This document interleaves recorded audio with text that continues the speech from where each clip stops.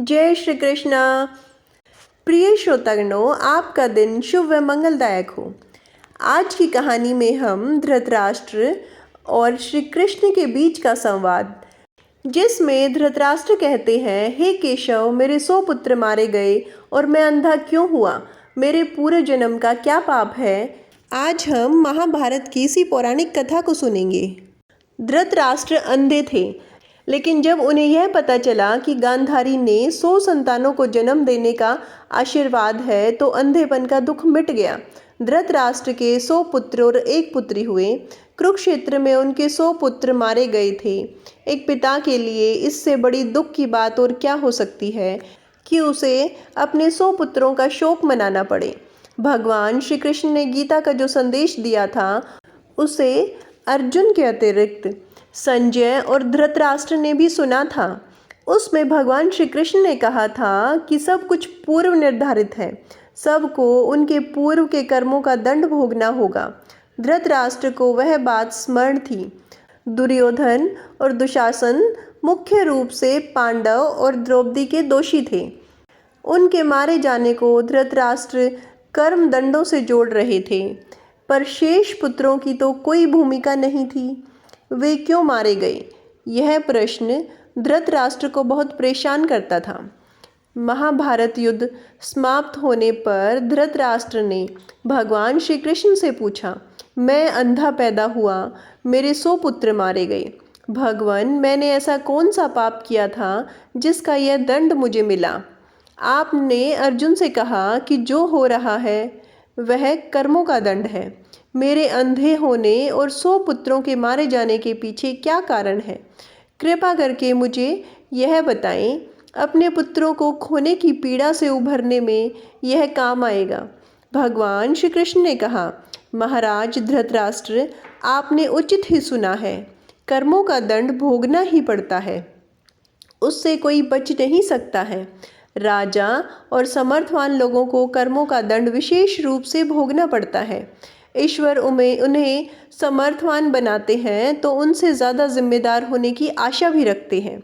कुछ पाने के लिए कुछ तो देना ही पड़ेगा ना महाराज।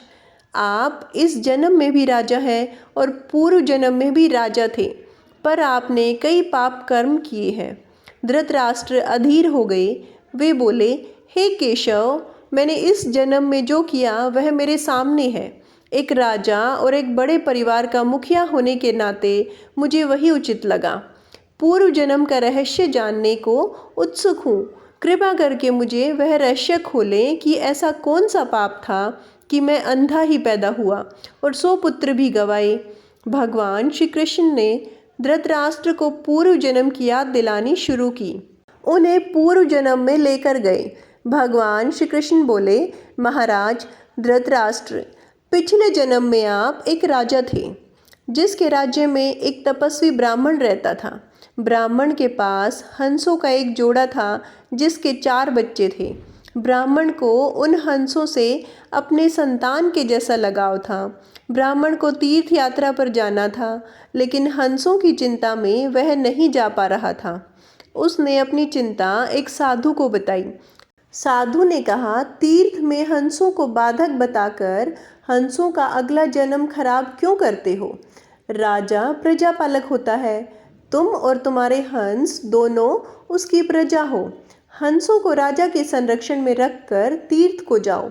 आप एक प्रजापालक राजा थे, इसलिए ब्राह्मण को यह बात अच्छी लगी और वह आपके पास आया और आपको अपनी सारी परेशानी कह सुनाई। आपने ब्राह्मण के तीर्थ से लौट आने तक हंसों की रक्षा का दायित्व स्वीकार किया। ब्राह्मण हंस और उसके बच्चों को आपके पास रखकर तीर्थ यात्रा को गए। हंस आपके महल के तालाब में ही पलने लगे। आपको एक दिन मांस खाने की तीव्र इच्छा हुई। आप उस समय अपने महल के बाग में घूम रहे थे। महाराज, आपकी नज़र हंसों पर पड़ गई। आपने सोचा, सभी जीवों का मांस खाया है, पर हंस का मांस आज तक नहीं खाया। इसका स्वाद आखिर होता कैसा है? आप इसी विषय पर सोच रहे थे और हंस का मांस खाने की तीव्र इच्छा होती चली गई। यह इच्छा अब प्रकाष्ठा पर पहुंच गई और आप खुद को रोक न पाए। आपने हंस के 2 बच्चे भूनकर खा लिए। उनका स्वाद आपकी जीवा को लग गया। हंस के एक के बाद एक 100 बच्चे हुए। आप सबको खाते चले गए। अंततः हंस और हंसिनी संतानहीन होकर दुख से मर गए। कई साल बाद वह ब्राह्मण तीर्थ यात्रा से लौटा और आपके पास आया।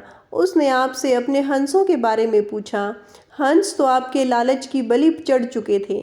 प्रजा पालक राजा यह कैसे कहता कि उसने अपने प्रजा की संपत्ति को चुपके से लूट लिया।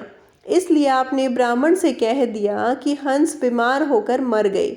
ब्राह्मण आप पर पूरा भरोसा करता था। उसने आपकी बात मान ली और विलाप करते हुए अपने घर को चले गए। महाराज धृतराष्ट्र, आपने हंस के बच्चों को खाकर और फिर झूठ बोलकर एक साथ कई अपराध किए। आपने तीर्थ यात्रा पर गए ब्राह्मण के साथ विश्वासघात किया जिसने आप पर इतना विश्वास किया था। आपने प्रजा की धरोहर में डाका डालकर राजधर्म भी नहीं निभाया। जीवा के लालच में पड़कर हंस के 100 बच्चे भून कर खा लिए जो आपके पास आश्रय के लिए आए थे। इस तरह आपने उस असहाय का वध किया जिसे आपने आश्रय दिया था। यह बहुत बड़ा पाप है। हे राजन, इन घोर पाप कर्मों का आपको दंड मिला। जैसे आपने जीवा के लालच में हंस के 100 बच्चे मारे, वैसे ही आपके 100 पुत्र लालच में पड़कर मारे गए। उन सब की जीवा भी आवश्यकता से अधिक उदंड थी। जिसने आप पर आंख मूंदकर भरोसा किया, उस तीर्थयात्री से आपने झूठ बोला और राजधर्म का पालन नहीं किया। कोई आंख मूंदकर विश्वास करे तो उसका विश्वास कभी नहीं तोड़ना चाहिए। इसी विश्वासघात के कारण आप अंधे और राजकाज में विफल व्यक्ति हो गए। भगवान श्री कृष्ण ने कहा, सबसे बड़ा छल होता है विश्वासघात। आप उसी का फल भोग रहे हैं। प्रिय श्रोतागणों, आज आपको हमारी वीडियो कैसी लगी कमेंट में ज़रूर बताएं। अगर आपको हमारी वीडियो अच्छी लगी तो कमेंट बॉक्स में जय श्री कृष्ण लिखें और हमारे चैनल हमारी संस्कृति हमारा गौरव को सब्सक्राइब करें। Thank you.